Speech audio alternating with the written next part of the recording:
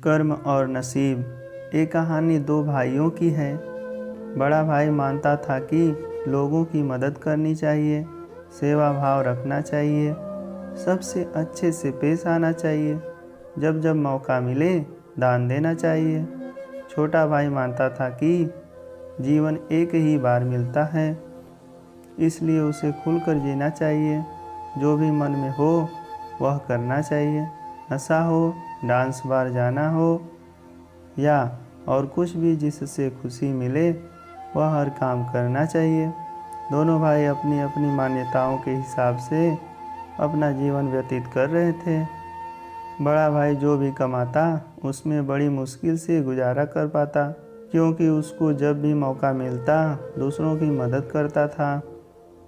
वो सत्संग सुनने जाता, मेडिटेशन करता, वो जितना हो सके उतना सादा जीवन जीने की कोशिश करता।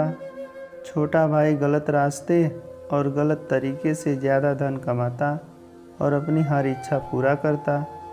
दारू सिगरेट पीता, नाचने वालियों के पास जाता, जितना संभव हो उतना ऐश करता। बड़ा भाई अक्सर अपने भाई को समझाने की कोशिश करता कि वह अपने जीने का तरीका बदल दे। वो जो कुछ कर रहा है वे अच्छे कर्म नहीं हैं, लेकिन छोटा भाई उसकी एक ना सुनता और उल्टा बड़े भाई को ही अपना जीवन जीने का तरीका बदलने के लिए कहता। वे दोनों ही एक दूसरे की बात माने बिना अपने अपने तरीके से ज़िंदगी जीते रहें। एक दिन बड़े भाई को घर लौटते वक्त रास्ते में चप्पल में कील घुस गई, जो चप्पल को चीरते हुए उसके पैर में घुस गई। उससे बड़ा दर्द हुआ। दर्द इतना ज़्यादा था कि वह ठीक से चल भी नहीं पा रहा था, लेकिन फिर भी जैसे तैसे लंगड़ाते दर्द सहन करते हुए अपने घर तक पहुंच गया। घर पहुंचने के बाद उससे बिल्कुल भी खड़ा हुआ नहीं जा रहा था। उसे बहुत प्यास लग रही थी, लेकिन दर्द इतना ज़्यादा था कि वह पानी का गिलास लेने तक की हिम्मत नहीं जुटा पा रहा था। इसलिए अब बड़ा भाई छोटे भाई के आने की राह देखने लगा। थोड़ी देर बाद छोटा भाई घर आया। उसके चेहरे पर बड़ी सी मुस्कान थी। वह बहुत ज़्यादा खुश लग रहा था। छोटे भाई को देखते ही बड़े भाई ने उससे पानी मांगा। छोटे भाई ने ठंडा पानी बड़े भाई को पिलाया और उसे क्या हुआ उसके बारे में पूछा। बड़े भाई ने बताया कि उसके पैर में कील चुभ गई है। छोटा भाई बड़े भाई से बोला, देखिए आप इतना सादा और सच्चाई भरा जीवन जीते हैं, बदले में आपको क्या मिला? और यह देखिए मैं कितना खुलकर जीवन जीता हूँ, इसलिए आज मुझे रास्ते में हीरे का हार मिला है। हमारे दोनों की परिस्थितियाँ यह साबित करती हैं कि मेरा तरीका सही है और आपका गलत। बड़ा भाई बड़ा परेशान था, फिर भी वह छोटे भाई को समझाने लगा कि नहीं, उसी का तरीका सही है। बड़ा भाई कह रहा था कि तरीका मेरा ही सही है, लेकिन शायद कुछ गड़बड़ है, इसलिए हम ऐसा करते हैं कि कल हम दोनों ज्योतिषी को अपनी अपनी कुंडली दिखाएंगे।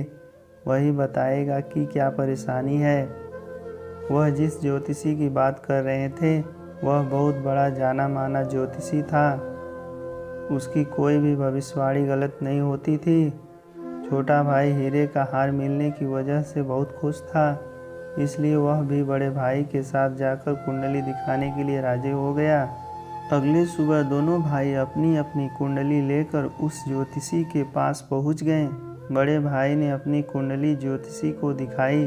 उस कुंडली को देखते ही ज्योतिषी बोला, बाप रे बाप, किस अभागे की यह कुंडली है, यह तो अब तक मर गया होगा।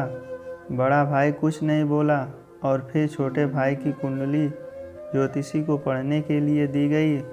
उसकी कुंडली देखते ही ज्योतिषी खुशी से बोल पड़ा, यह बहुत अच्छी कुंडली है, इसमें तो राजयोग लिखा है, यह जरूर अब तक मंत्री बन गया होगा। दोनों कुंडली दिखा देने के बाद दोनों भाइयों ने ज्योतिषी से कहा कि यह दोनों कुंडली उनकी है और आपकी भविष्यवाणी गलत है, क्योंकि ना ही बड़ा भाई अब तक मरा है और ना ही छोटा भाई मंत्री बना है। ज्योतिषी ने दोनों से कहा कि मैं कुंडली पढ़ने में गलत हो ही नहीं सकता। हाँ, अगर तुम्हारे कर्म कुछ ऐसे हो तो तुम्हारी कुंडली में लिखा जरूर बदल सकता है। ज्योतिषी ने पहले बड़े भाई से और बाद में छोटे भाई से उनके जीवन जीने का तरीका और वह कैसे कर्म करते हैं उसके बारे में विगत से जाना। ज्योतिषी ने दोनों को समझाते हुए कहा कि मेरी पढ़ी हुई कुंडली गलत नहीं है, यह बड़े भाई के अच्छे कर्म हैं जिसने उसको कुंडली में लिखे मौत की जगह सिर्फ एक कील का दर्द दिया, और दूसरी तरफ छोटे भाई के बुरे कर्म हैं जिसकी वजह से उसका राजयोग चला गया और उसे सिर्फ एक छोटा सा हीरे का हार मिला जिसे जल्द ही बेचकर ख़त्म कर देगा। यह छोटी सी कहानी आपको कैसी लगी कमेंट करके ज़रूर बताएं।